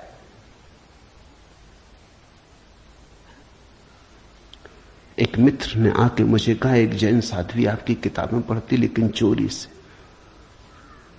टेप भी सुनना चाहती लेकिन चोरी से। और अगर कभी किसी के सामने आपका नाम भी ले दो तो वो इस तरह हो जाती जैसे उसने कभी आपका नाम सुना ही नहीं। ये मुक्ति हुई। जनक ने पूछा कथम मुक्ति, कैसे होती मुक्ति, क्या है मुक्ति? उस ज्ञान को मुझे समझाएं जो मुक्त कर देता है। स्वतंत्रता मनुष्य की सबसे महत्वपूर्ण आकांक्षा है। सब पालो लेकिन गुलामी अगर रही तो छिदती है। सब मिल जाए, स्वतंत्रता ना मिले तो कुछ भी नहीं मिला। मनुष्य चाहता है खुला आकाश, कोई सीमा ना हो। वो मनुष्य की अंतरतम निगूढ़तम आकांक्षा है, जहां कोई सीमा ना हो, कोई बाधा ना हो। इसी को परमात्मा होने की आकांक्षा कहो, मोक्ष की आकांक्षा कहो। हमने ठीक शब्द चुना है, मोक्ष। दुनिया की किसी भाषा में ऐसा प्यारा शब्द नहीं। स्वर्ग, फिरदौस, इस तरह के शब्द हैं, लेकिन उन शब्दों में मोक्ष की कोई धुन नहीं है। मोक्ष का संगीत ही अनूठा है। उसका अर्थ ही केवल इतना है, ऐसी परम स्वतंत्रता जिस पर कोई बाधा नहीं है। स्वतंत्रता इतनी शुद्ध कि जिस पे कोई सीमा नहीं। पूछा जनक ने कैसे होगी मुक्ति और कैसे होगा वैराग्य? हे प्रभु मुझे समझाकर कहिए। अष्टावक्र ने गौर से देखा होगा जनक की तरफ, क्योंकि गुरु के लिए वही पहला काम है कि जब कोई जिज्ञासा करे तो वो गौर से देखे जिज्ञासा किस स्रोत से आती, पूछने वाले ने क्यों पूछा है। उत्तर तो तभी सार्थक हो सकता है जब प्रश्न क्यों किया गया है वो समझ में आ जाए, वो साफ हो जाए। ध्यान रखना, सद्ज्ञान को उपलब्ध व्यक्ति, सद्गुरु तुम्हारे प्रश्न का उत्तर नहीं देता, तुम्हें उत्तर देता है। तुम क्या पूछते हो इसकी फिक्र कम है, तुमने क्यों पूछा है, तुम्हारे पूछने के पीछे अंतर चेतन में छिपा हुआ जाल क्या है, तुम्हारे प्रश्नों की आड़ में वस्तुतः कौन सी आकांक्षा छिपी है।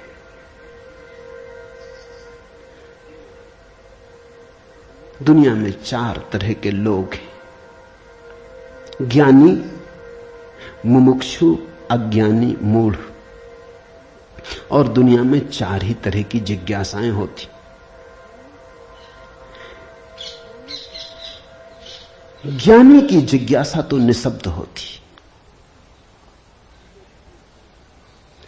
कहना चाहिए ज्ञानी की जिज्ञासा तो जिज्ञासा होती ही नहीं। जान लिया, जानने को कुछ बचा नहीं, पहुंच गए, चित्त निर्मल हुआ, शांत हुआ, घर लौट आए, विश्राम में आ गए। तो ज्ञानी की जिज्ञासा तो जिज्ञासा जैसी होती ही नहीं। इसका यह अर्थ नहीं कि ज्ञानी सीखने को तैयार नहीं होता। ज्ञानी तो सरल छोटे बच्चे की भांति हो जाता है, सदा तत्पर सीखने को। जितना ज्यादा तुम सीख लेते हो उतनी ही सीखने की तत्परता बढ़ जाती। जितने तुम सरल और निष्कपट होते चले जाते हो उतने ही सीखने के लिए तुम खुल जाते हो। आए हवाएं तुम्हारे द्वार खुले पाती, आए सूरज तुम्हारे द्वार पर दस्तक नहीं देनी पड़ती, आए परमात्मा तुम्हें सदा तत्पर पाता है। ज्ञानी ज्ञान को संग्रहित नहीं करता, ज्ञानी सिर्फ ज्ञान की क्षमता को उपलब्ध होता है। इस बात को ठीक से समझ लेना, क्योंकि पीछे यह काम पड़ेगी। ज्ञानी का केवल इतना ही अर्थ है कि जो जानने के लिए बिल्कुल खुला है, जिसका कोई पक्षपात नहीं, जानने के लिए जिसके पास कोई पर्दा नहीं, जिसके पास जानने के लिए कोई पूर्व नियोजित योजना ढांचा नहीं। ज्ञानी का अर्थ है ध्यानी, जो ध्यानपूर्ण है। तो देखा होगा अष्टावक्र ने गौर से जनक में झांक के, ये व्यक्ति ज्ञानी तो नहीं, ये ध्यान को तो उपलब्ध नहीं हुआ है, अन्यथा इसकी जिज्ञासा मौन होती, उसमें शब्द ना होते। बुद्ध के जीवन में उल्लेख है, एक फकीर मिलने आया, एक साधु मिलने आया, एक परिव्राजक घुमक्कड़। उसने आके बुद्ध से कहा, पूछने योग्य शब्द मेरे पास नहीं, क्या पूछना चाहता हूं उसे शब्दों में बांधने की मेरे पास कोई कुशलता नहीं। आप तो जानते ही हैं, समझ लें, जो मेरे योग को कहते हैं, ये ज्ञानी की जिज्ञासा है। बुद्ध चुप बैठे रहे, उन्होंने कुछ भी ना कहा।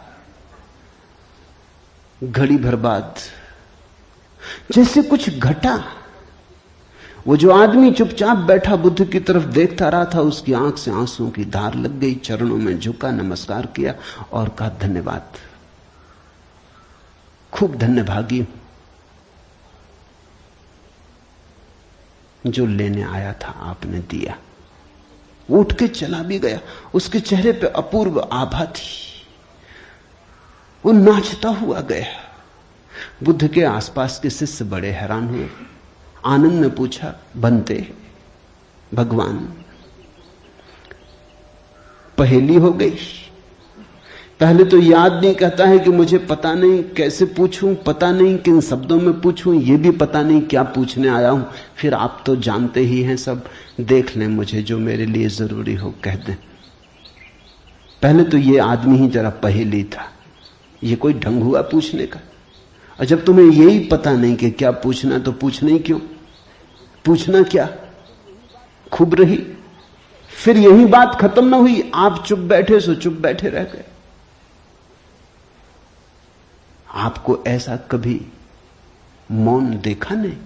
कोई पूछता तो आप उत्तर देते। कभी कभी तो ऐसा होता कोई नहीं भी पूछता तो भी आप उत्तर देते। आपकी करुणा सदा बहती रहती। क्या हुआ अचानक कि आप चुप रह गए और आंख बंद हो गई? और फिर क्या रहस्यमय घटा कि वो आदमी रूपांतरित होने लगा। हमने उसे बदलते देखा, हमने उसे किसी और ही रंग में डूबते देखा, उसमें मस्ती आते देखी। वो नाचता हुआ गया है, आंसुओं से भरा हुआ, गदगद आह्लादित, वो चरणों में झुका, उसकी सुगंध हमें भी छुई। ये हुआ क्या? आप कुछ बोले नहीं, उसने सुना कैसे? और हम तो इतने दिनों से, वर्षों से आपके पास, हम पर आपकी कृपा कम है क्या? ये प्रसाद जो उसे दिया हमें क्यों नहीं मिलता?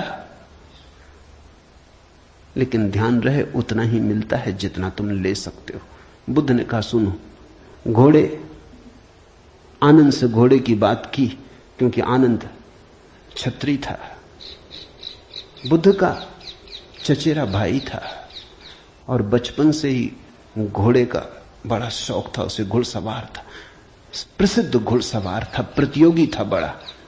उसने कहा, सुन आनंद, बुद्ध ने कहा, घोड़े 4 प्रकार के होते। एक तो मारो भी तो भी टस से मस नहीं होते, रद्दी से रद्दी घोड़े, जितना मारो उतना ही हठ योगी हो जाते हैं, बिल्कुल हट बांध के खड़े हो जाते। तुम मारो तो वो जिद बना लेते हैं कि देखें कौन जीतता।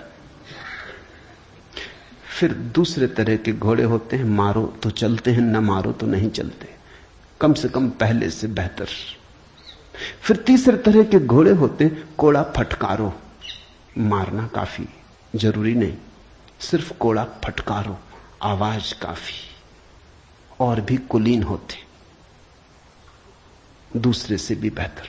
फिर आनंद, तुझे जरूर पता होगा, ऐसे भी घोड़े होते हैं कि कोड़े की छाया देख के भागते हैं, फटकारना भी नहीं पड़ता। ये ऐसा ही घोड़ा था, छाया काफी। अष्टावक्र ने देखा होगा गौर से। जब तुम आके मुझसे कुछ पूछते हो तो तुम्हारे प्रश्न से ज्यादा महत्वपूर्ण सवाल तुम हो। कभी कभी तुम्हें भी ऐसा लगता होगा कि तुमने जो नहीं पूछा था वो मैंने उत्तर दिया है, और कभी कभी तुम्हें ऐसा भी लगता होगा कि शायद मैं टाल गया तुम्हारे प्रश्न को, बचाव कर गया, कुछ और उत्तर दे गया हूं। लेकिन सदा तुम्हारी भीतरी जरूरत ज्यादा महत्वपूर्ण। तुम क्या पूछते हो ये उतना महत्वपूर्ण नहीं, क्योंकि तुम्हें खुद ही ठीक पता नहीं तुम क्या पूछते हो, क्यों पूछते हो। उत्तर वही दिया जाता है जिसकी तुम्हें जरूरत है। तुम्हारे पूछने से कुछ तय नहीं होता। देखा होगा अष्टावक्र ने ज्ञानी तो नहीं है जनक, अज्ञानी है फिर क्या? अज्ञानी भी नहीं है, क्योंकि अज्ञानी तो अकड़ा से भरा होता है। अज्ञानी तो झुकना जानता ही नहीं। ये तो मुझ 12 साल की उम्र के लड़के के पैरों में झुक गया, साष्टांग दंडवत की। ये अज्ञानी के लिए असंभव है। अज्ञानी तो समझता है कि मैं जानता ही हूं, मुझे कौन समझाएगा। अज्ञानी अगर कभी पूछता भी है तो तुम्हें गलत सिद्ध करने को पूछता है, क्योंकि अज्ञानी तो ये मान के चलता है कि पता तो मुझे है ही, देखें इनको भी पता है या नहीं। अज्ञानी परीक्षा के लिए पूछता है। नहीं, इसकी आंखें जनक की तो बड़ी निर्मल है। मुझ 12 साल के अनजान अपरिचित लड़के को सम्राट होते हुए भी इसने कहा, एतत् मम ब्रूहि प्रभो, हे प्रभु मुझे समझा के कहें। नहीं, ये विनयशील है, अज्ञानी तो नहीं। मूढ़ है क्या फिर? मूढ़ तो पूछते ही नहीं। मूढ़ों को तो पता ही नहीं कि जीवन में कोई समस्या है। मूढ़ और बुद्ध पुरुषों में एक समानता है। बुद्ध पुरुषों के लिए कोई समस्या नहीं रही, मूढ़ों के लिए अभी समस्या उठी ही नहीं। बुद्ध पुरुष समस्या के पार हो गए, मूढ़ अभी समस्या के बाहर है। मूढ़ तो इतना मूर्छित है कि उसे कहां सवाल कथम ज्ञानम, मूढ़ पूछेगा कथम मुक्ति।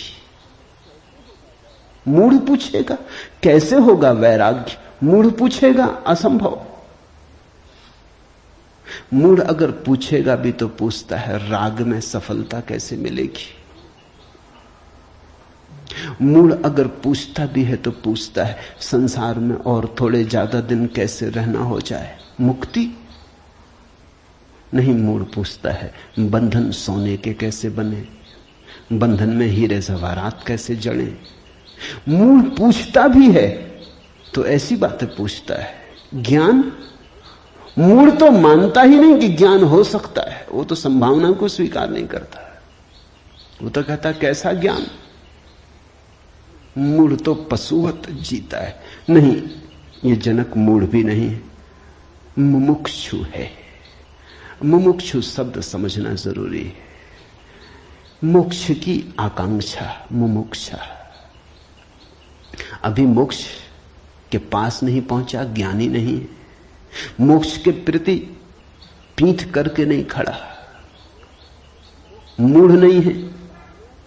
मोक्ष के संबंध में कोई धारणाएं पकड़ के नहीं बैठा, अज्ञानी भी नहीं है, मुमुक्षु है। मुमुक्षु का अर्थ है सरल है इसकी जिज्ञासा। न मूढ़ता से अपवित्र हो रही है, न अज्ञानपूर्ण धारणाओं से विकृत हो रही है। शुद्ध है इसकी जिज्ञासा, सरल चित्त से पूछा है। अष्टावक्र ने कहा, हे प्रिय, यदि तू मुक्ति को चाहता है तो विषयों को विष के समान छोड़ दे और क्षमा, आर्जव, दया, संतोष और सत्य को अमृत के समान सेवन कर। मुक्ति मिच्छसि चेतात विषयान विस्वत्यज। शब्द विषय बड़ा बहुमूल्य है, वो विष से ही बना है। विष का अर्थ होता है जिसे खाने से आदमी मर जाए। विषय का अर्थ होता है जिसे खाने से हम बार बार मरते, बार बार भोग, बार बार भोजन, बार बार महत्वाकांक्षा, ईर्ष्या, क्रोध, जलन, बार बार इन्हीं को खा खा के तो हम मरे, बार बार इन्हीं के कारण तो मरे। अब तक हमने जीवन में जीवन कहां जाना, मरने को ही जाना है। अब तक हमारा जीवन, जीवन की प्रज्वलित ज्योति कहां, मृत्यु का ही धुआं है। जन्म से लेकर मृत्यु तक हम मरते ही तो हैं, धीरे धीरे, जीते कहां, रोज रोज मरते। जिसको हम जीवन कहते हैं वो एक सतत मरने की प्रक्रिया है। अभी हमें जीवन का तो पता ही नहीं, तो हम जिएंगे कैसे? ये शरीर तो रोज क्षीण होता चला जाता है, ये बल तो रोज खोता चला जाता है, ये भोग और विषय तो रोज हमें चूसते चले जाते, जरा जीर्ण करते चले जाते। ये विषय और कामनाएं तो छेदों की तरह, इनसे हमारी ऊर्जा और आत्मा रोज बहती चली जाती, आखिर में घड़ा खाली हो जाता, उसको हम मृत्यु कहते। तुमने कभी देखा, अगर छिद्र वाले घड़े को कुएं में डालो तो जब तक घड़ा पानी में डूबा होता है भरा मालूम पड़ता है। उठाओ पानी के ऊपर, खींचो रस्सी, बस खाली होना शुरू हुआ। जोर का शोरगुल होता है, उसी को तुम जीवन कहते हो। जलधारें गिरने लगती, उसी को तुम जीवन कहते हो। और घड़ा जैसे जैसे पास आता है, हाथ के खाली होता चला जाता। जब हाथ में आता है तो खाली घड़ा, जल की एक बूंद भी नहीं। ऐसा ही हमारा जीवन है। बच्चा पैदा नहीं हुआ, भरा मालूम होता है। पैदा हुआ कि खाली होना शुरू हुआ। जन्म का पहला दिन मृत्यु का पहला दिन है, खाली होने लगा। एक दिन मरा, 2 दिन मरा, 3 दिन मरा। जिनको तुम जन्मदिन कहते हो अच्छा हो, मृत्यु दिन कहो तो ज्यादा सत्यतर होगा। 1 साल मर जाते हो, उसको कहते हो चलो एक जन्मदिन आ गया। 50 साल मर गए, कहते हो 50 साल जी लिए, स्वर्ण जयंती मनाए। 50 साल मरे, मौत करीब आ रही, जीवन दूर जा रहा है, घड़ा खाली हो रहा है। जो दूर जा रहा है उसके आधार पर तुम जीवन को सोचते हो, या जो पास आ रहा है उसके आधार पर? यह कैसा उल्टा गणित। हम रोज मर रहे हैं, मौत करीब सरकती आती। अष्टावक्र कहते हैं विषय हैं विषवत, क्योंकि उन्हें खा खा के हम सिर्फ मरते हैं, उनसे कभी जीवन तो मिलता नहीं। यदि तू मुक्ति चाहता है हे तात, हे प्रिय, तो विषयों को विष के समान छोड़ दे और क्षमा, आर्जव, दया, संतोष और सत्य को अमृत के समान सेवन कर। अमृत का अर्थ होता है जिससे जीवन मिले, जिससे अमृतत्व मिले, जिससे उसका पता चले जो फिर कभी नहीं मरेगा।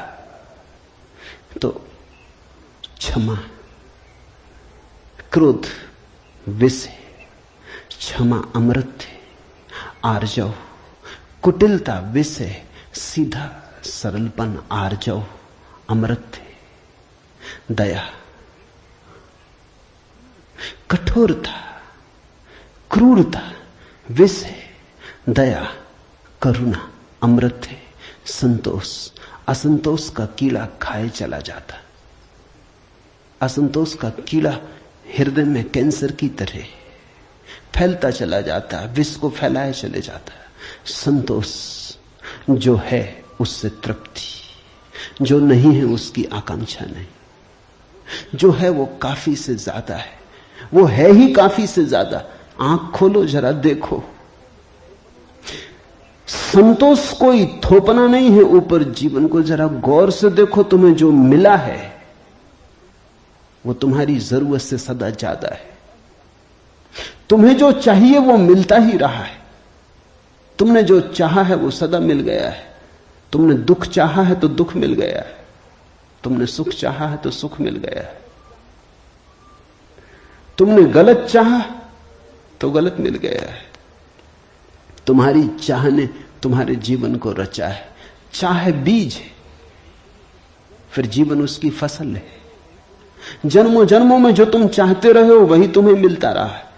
कई बार तुम सोचते हो हम कुछ और चाह रहे हैं, जब मिलता है तो कुछ और मिलता है। तो तुम्हारे चाहने में भूल नहीं हुई है, सिर्फ तुमने चाहने के लिए गलत शब्द चुन लिया था। जैसे तुम चाहते हो सफलता, मिलती है विफलता, तुम कहते हो विफलता मिल रही, चाही तो सफलता थी। लेकिन जिसने सफलता चाही उसने विफलता को स्वीकार कर ही लिया, वो विफलता से भीतर डर ही गया है। विफलता के कारण ही तो सफलता चाह रहा है, और जब जब सफलता चाहेगा तब तक विफलता का ख्याल आएगा। विफलता का ख्याल भी मजबूत होता चला जाएगा। सफलता तो कभी मिलेगी, लेकिन रास्ते पर यात्रा तो विफलता में ही बीतेगी। विफलता का भाव संघरीभूत होगा, वो इतना संघरीभूत हो जाएगा कि वही एक दिन प्रकट हो जाएगा। तब तुम कहते हो कि हमने तो सफलता चाही थी, लेकिन सफलता के चाहने में तुमने विफलता को चाह लिया। लाओजू ने कहा है सफलता चाही विफलता मिलेगी। अगर सचमुच सफलता चाहिए हो, सफलता चाहना ही मत, फिर तुम्हें कोई विफल नहीं कर सकता। तुम कहते हो हमने सम्मान चाहा था, अपमान मिल रहा है। सम्मान चाहता ही वही व्यक्ति है जिसका अपने प्रति कोई सम्मान नहीं, वही तो दूसरों से सम्मान चाहता है। अपने प्रति जिसका अपमान है वही तो दूसरों से अपने अपमान को भर लेना चाहता है, ढांक लेना चाहता है। सम्मान की आकांक्षा इस बात की खबर है कि तुम अपने भीतर अपमानित अनुभव कर रहे हो। तुम्हें अनुभव हो रहा है कि मैं कुछ भी नहीं हूं, दूसरे मुझे कुछ बना दे, सिंहासन पे बिठा दे, फताकाएं फहरा दे, झंडे उठा ले मेरे नाम के, दूसरे कुछ कर दे। तुम भिखमंगे हो। तुमने अपना अपमान तो खुद कर लिया जब तुमने सम्मान चाहा, और यह अपमान गहन होता जाएगा। लाओसू कहता है मेरा कोई अपमान नहीं कर सकता, क्योंकि मैं सम्मान चाहता ही नहीं। यह सम्मान को पा लेना है। लाओजू कहता है मुझे कोई हरा नहीं सकता, क्योंकि जीत की हमने बात ही छोड़ दी, अब हराओगे कैसे? तुम उसी को हरा सकते हो जो जीतना चाहता है। अब ये जरा उलझा हुआ हिसाब है। इस दुनिया में सम्मान उन्हें मिलता है जिन्होंने सम्मान नहीं चाहा, सफलता उन्हें मिलती है जिन्होंने सफलता नहीं चाही। क्योंकि जिन्होंने सफलता नहीं चाही उन्होंने तो स्वीकार ही कर लिया कि सफल तो हम हैं ही, अब और चाहना क्या है। सम्मान तो हमारे भीतर आत्मा का है ही, अब और चाहना क्या है। परमात्मा ने सम्मान दे दिया तुम्हें पैदा करके, अब और किसका सम्मान चाहते हो? परमात्मा ने तुम्हें काफी गौरव दे दिया, जीवन दिया, यह सौभाग्य दिया कि आंख खोलो, देखो हरे वृक्षों को, फूलों को, पक्षियों को, कान दिए, सुनो संगीत को, जलप्रपात के मरमर को, बोध दिया कि बुद्ध हो सको। अब और क्या चाहते हो? सम्मानित तो तुम हो गए, परमात्मा ने तुम्हें प्रमाण पत्र दिया। तुम भिखारी की तरह किन से प्रमाण पत्र मांग रहे हो? उनसे जो तुमसे प्रमाण पत्र मांग रहे। ये बड़ा मजेदार मामला है। दो भिखारी एक दूसरे के सामने खड़े भीख मांग रहे। ये भीख मिलेगी कैसे? दोनों भिखारी हैं। तुम किससे सम्मान मांग रहे हो? किसके सामने खड़े हो?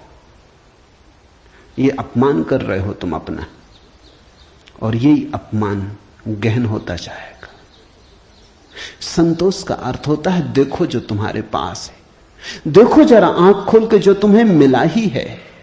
ये अष्टावक्र की बड़ी बहुमूल्य कुंजी है, ये धीरे धीरे तुम्हें साफ होगी। अष्टावक्र की दृष्टि बड़ी क्रांतिकारी है, बड़ी अनूठी, जड़ मूल से क्रांति की है। संतोष और सत्य को अमृत के समान सेवन कर, क्योंकि असत्य के साथ जो जिएगा वो असत्य होता चला जाएगा। जो असत्य को बोलेगा, असत्य को जिएगा, स्वभावतः असत्य से घिरता चला जाएगा। उसके जीवन से संबंध विच्छिन्न हो जाएंगे, जड़ें टूट जाएंगी। परमात्मा में जड़ें चाहते हो तो सत्य के द्वारा ही वे जड़ें हो सकती हैं। प्रामाणिकता और सत्य के द्वारा ही तुम परमात्मा से जुड़ सकते हो। परमात्मा से टूटना है तो असत्य का धुआं पैदा करो, असत्य के बादल अपने पास बनाओ।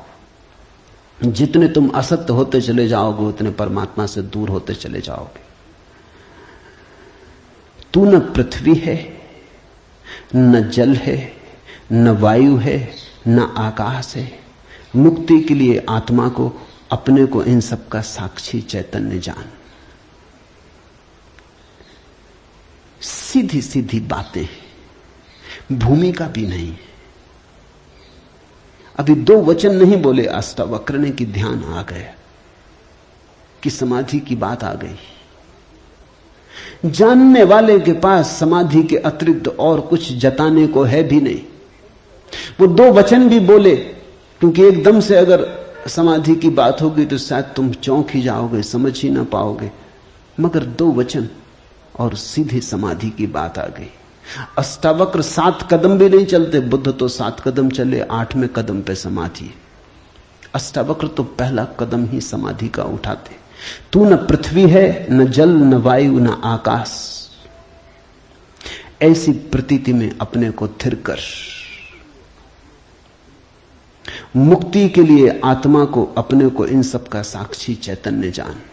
साक्षी सूत्र है, इससे महत्वपूर्ण सूत्र और कोई भी नहीं। देखने वाले बनो, जो हो रहा है उसे होने दो, उसमें बाधा डालने की जरूरत नहीं।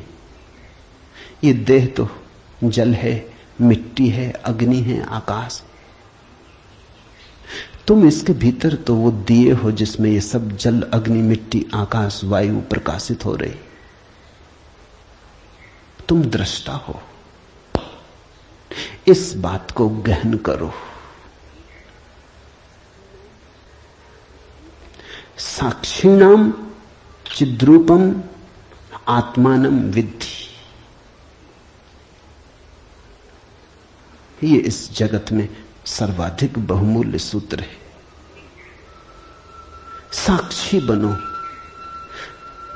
इसी से होगा ज्ञान, इसी से होगा वैराग्य, इसी से होगी मुक्ति। प्रश्न 3 थे, उत्तर 1 है। यदि तू देह को अपने से अलग कर और चैतन्य में विश्राम कर स्थित है, तो तू अभी ही सुखी, शांत और बंध मुक्त हो जाएगा। इसलिए मैं कहता हूं यह जड़ मूल से क्रांति है। पतंजलि इतनी हिम्मत से नहीं कहते कि अभी ही। पतंजलि कहते हैं करो अभ्यास, यम नियम साधो, प्राणायाम, प्रत्याहार, आसन शुद्ध करो। जन्म जन्म लगेंगे तब सिद्धि है। महावीर कहते हैं 5 महाव्रत, और तब जन्म जन्म लगेंगे, तब होगी निर्जरा, तब कटेगा जाल कर्मों का। सुनो अष्टावक्र को। यदि देहम पृथकृत्य चित्ति विश्राम्य तिष्ठसि अधुनैव सुखी शांतो बंध मुक्तो भविष्यसि। अधुनैव, अभी, यहीं, इसी क्षण। यदि तू देह को अपने से अलग कर और चैतन्य में विश्राम कर स्थित है, अगर तूने एक बात देखनी शुरू कर दी कि देह मैं नहीं हूं,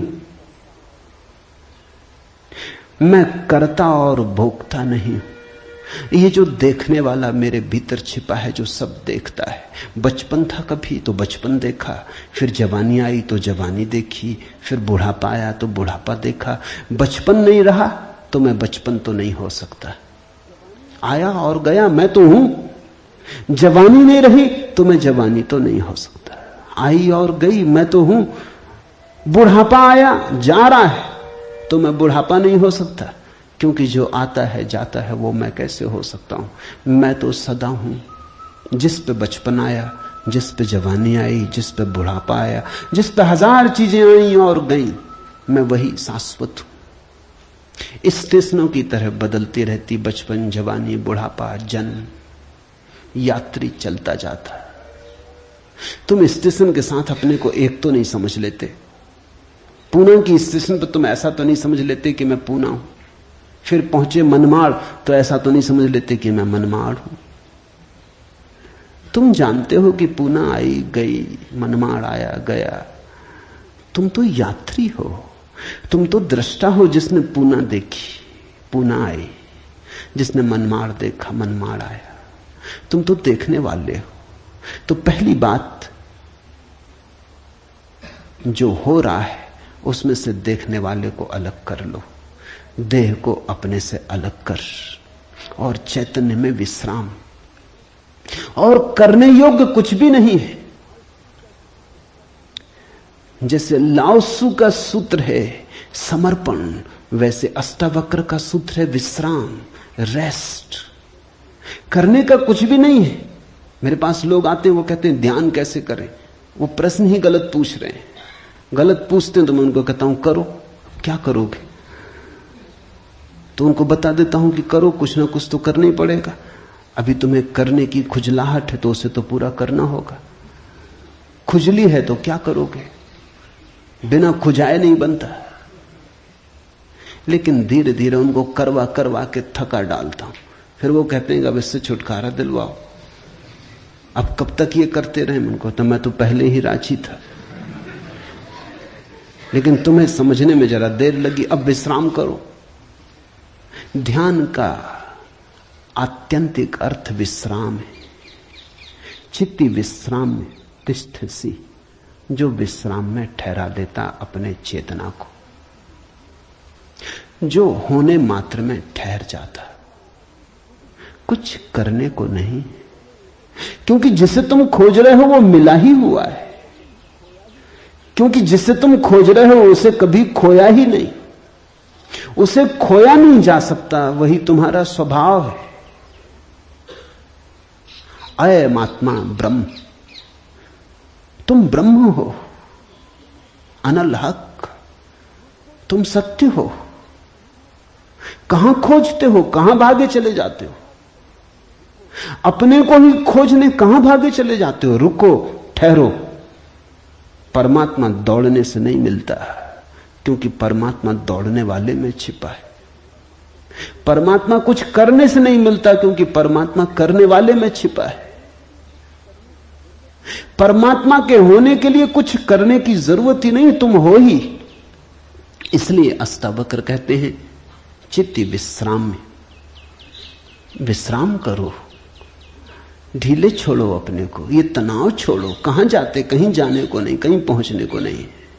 और चैतन्य में विश्राम, तो तू अभी ही इसी क्षण अधुनैव सुखी शांत और बंध मुक्त हो जाएगा। अनूठा है वचन, नहीं कोई और शास्त्र इसका मुकाबला करता है। तू ब्राह्मण आदि वर्ण नहीं, और न तू कोई आश्रम वाला है, और न आंख आदि इंद्रियों का विषय।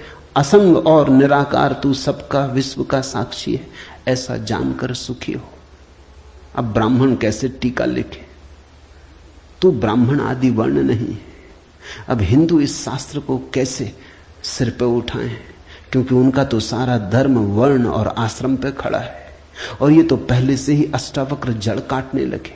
वो कहते हैं तू कोई ब्राह्मण नहीं है, न कोई शूद्र है, न कोई क्षत्रिय है। ये सब बकवास है, ये सब ऊपर के आरोपण है, ये सब राजनीति और समाज का खेल है। तू तो सिर्फ ब्रह्म है, ब्राह्मण नहीं, क्षत्रिय नहीं, शूद्र नहीं। तू ब्राह्मण आदि वर्ण नहीं, और न तू कोई आश्रम वाला है, और न तो यह है कि तू ब्रह्मचर्य आश्रम में है कि गृहस्थाश्रम में है कि वानप्रस्थ की संन्यास। कोई आश्रम वाला नहीं है। तू तो इन सारी स्थानों के भीतर से गुजरने वाला दृष्टा साक्षी। अष्टावक्र की गीता हिंदू दावा नहीं कर सकते हमारी। अष्टावक्र की गीता सबकी है। अगर अष्टावक्र के समय में मुसलमान होते, हिंदू होते, ईसाई होते, तो उन्होंने कहा होता न तू हिंदू है, न तू ईसाई है, न तू मुसलमान है। अब ऐसे अष्टावक्र को कौन मंदिर बनाए? इसके लिए कौन इसके शास्त्र को सिर पे उठाए? कौन दावेदार बने? क्योंकि ये सभी का निषेध कर रहे हैं। मगर ये सत्य की सीधी घोषणा है, असंग और निराकार तू सबका विश्व का साक्षी है, ऐसा जानकर सुखी हो। अष्टावक्र ये नहीं कहता कि ऐसा तुम जानोगे तो फिर सुखी होगे। वचन को ठीक से सुनना। अष्टावक्र कहते हैं ऐसा जानकर सुखी हो। न त्वम विप्रादिको वर्णनो नाश्रमी नाक्ष गोचरा असंगो असि निराकारो विश्व साक्षी सुखी भव। सुखी भव, अभी हो सुखी। जनक पूछते हैं कैसे सुख होगा, कैसे बंधन मुक्ति होगी, कैसे ज्ञान होगा। अष्टावक्र कहता है अभी हो सकता, क्षण मात्र की भी देर करने की कोई जरूरत नहीं है। इसे कल पर छोड़ने का कोई कारण नहीं, स्थगित करने की कोई जरूरत नहीं। ये घटना भविष्य में नहीं घटती, या तो घटती है अभी या कभी नहीं घटती। जब घटती है तब अभी घटती है, क्योंकि अभी के अतिरिक्त कोई समय ही नहीं है। भविष्य कहां है? जब आता है तब अभी की तरह आता है। तो जो भी ज्ञान को उत्पन्न हुए हैं अभी उत्पन्न हुए हैं। कभी पर मत छोड़ना, वो मन की चालाकी है। मन कहता है इतने जल्दी कैसे हो सकता है, तैयारी तो कर ले। मेरे पास लोग आते हैं, वो कहते हैं संन्यास लेना, लेंगे कभी, कभी कभी ना लोगे। कभी पर टाला तो सदा के लिए टाला, कभी आता ही नहीं। लेना हो तो अभी, अभी के अतिरिक्त कोई समय ही नहीं है। अभी है जीवन, अभी है मुक्ति, अभी है अज्ञान, अभी है ज्ञान, अभी है निद्रा, अभी हो सकता जागरण। कभी क्यों? कठिन होता मन को, क्योंकि मन कहता है तैयारी तो करने दो। मन कहता है कोई भी काम तैयारी के बिना कैसे घटता। आदमी को विश्वविद्यालय से प्रमाण पत्र लेना है तो वर्षों लगते, डॉक्टरेट करनी है तो 20-25 साल लग जाते, मेहनत करते करते फिर आदमी आके डॉक्टर हो पाता। अभी कैसे हो सकते? अष्टावक्र भी जानते, दुकान करनी हो तो अभी थोड़ी खुल जाएगी। इकट्ठा करना पड़े, आयोजन करना पड़े, सामान लाना पड़े, दुकान बनानी पड़े, ग्राहक खोजने पड़े, विज्ञापन भेजना पड़े, वर्षों लगते हैं। इस जगत में कोई भी चीज अभी तो घटती नहीं, क्रम से घटती है। ठीक है, अष्टावक्र भी जानते हैं, मैं भी जानता हूं, लेकिन एक घटना यहां ऐसी है जो अभी घटती है, वो परमात्मा है। वो तुम्हारी दुकान नहीं, न तुम्हारा परीक्षालय, न तुम्हारा विश्वविद्यालय। परमात्मा क्रम से नहीं घटता, परमात्मा घट ही चुका है। आंख भर खोलने की बात है, सूरज निकल ही चुका है। सूरज तुम्हारे आंख के लिए नहीं रुका है कि तुम जब आंख खोलोगे तब निकलेगा। सूरज निकल ही चुका है, प्रकाश सब तरफ भरा ही है, अहिर्निश गूंज रहा उसका नाद, ओंकार की ध्वनि सब तरफ गूंज रही है, सतत अनाहत चारों तरफ गूंज रहा है। खोलो कान, खोलो आंख। आंख खोलने में कितना समय लगता है, उतना समय भी परमात्मा को पाने में नहीं लगता। पल तो लगता, पलक के झपने में। पल का अर्थ ही होता है जितना समय पलक को झपने में लगता उतना पल, मगर परमात्मा को पाने में पल भी नहीं लगता।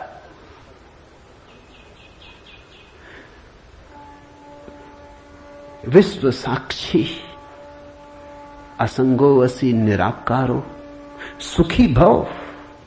अभी हो सुखी। उधार नहीं है अष्टावक्र का धर्म, नगद, कैश।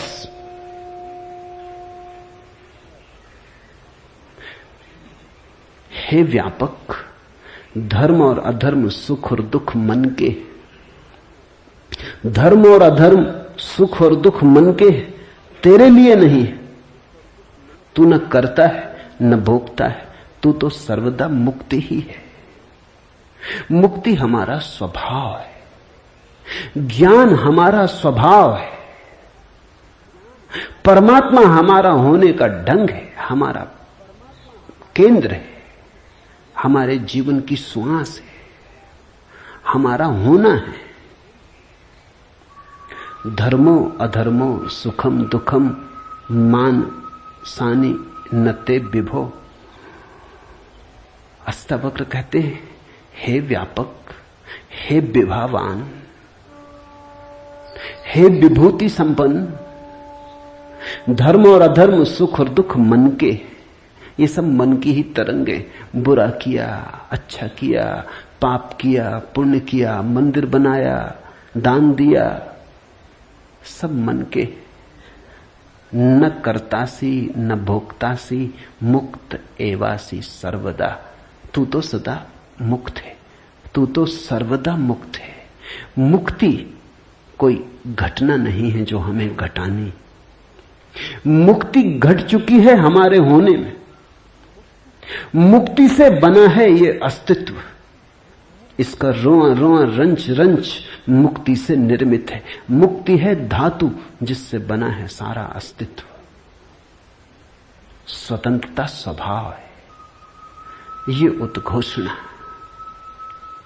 बस समझी कि क्रांति घट जाती है, समझने के अतिरिक्त तो कुछ करना नहीं। ये बात ख्याल में उतर जाए, तुम सुन लो इसे मन भर के बस। तो आज इतना ही कहना चाहूंगा।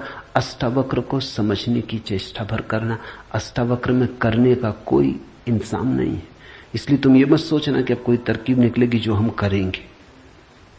अष्टावक्र कुछ करने को कहते ही नहीं।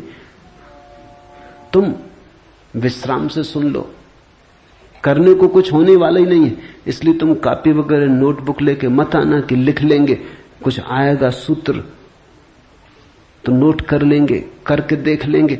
करने का यहां कुछ काम ही नहीं है, इसलिए तुम भविष्य की फिक्र छोड़ के सुनना। तुम सिर्फ सुन लेना, तुम सिर्फ मेरे पास बैठ के शांत भाव से सुन लेना, विश्राम में सुन लेना। सुनते सुनते तुम मुक्त हो जा सकते हो। इसलिए महावीर ने कहा है कि श्रावक मुक्त हो सकता है सिर्फ सुनते सुनते। श्रावक का अर्थ होता है जो सुनते सुनते मुक्त हो जाए। साधु का तो अर्थ ही इतना है कि जो सुन सुन के मुक्त ना हो सका, थोड़ा कमजोर बुद्धि का है, कुछ करना पड़ा। सिर्फ कोड़े की छाया काफी न थी, घोड़ा जरा कुजात है, कोड़ा फटकारा तब थोड़ा चला, या मारा तो थोड़ा चला। छाया काफी है, तुम सुन लेना, कोड़े की छाया दिखाई पड़ जाएगी। तो अष्टावक्र के साथ एक बात स्मरण रखना, कुछ करने को नहीं है, इसलिए तुम आनंद भाव से सुन सकते हो। इसमें से कुछ निकालना नहीं है कि फिर करके देखेंगे। जो घटेगा वो सुनने में घटेगा। सम्यक श्रवण सूत्र है। अधुनैव सुखी शांतो बंध मुक्तो भविष्यसि। अभी हो जा मुक्त, इसी क्षण हो जा मुक्त। कोई रोक नहीं रहा, कोई बाधा नहीं, हिलने की भी जरूरत नहीं है। जहां है वहीं हो जा मुक्त, क्योंकि मुक्त तू है ही। जाग और हो जा मुक्त। असंगो वसी निराकारो विश्व साक्षी सुखी भव। हो जा सुखी। एक पल की भी देर करने की कोई जरूरत नहीं। छलांग है, क्वांटम छलांग। सीढ़ियां नहीं है अष्टावक्र में, क्रमिक विकास नहीं है, सडन इसी क्षण हो सकता है। हरिओम तत्सत। आज इतना ही।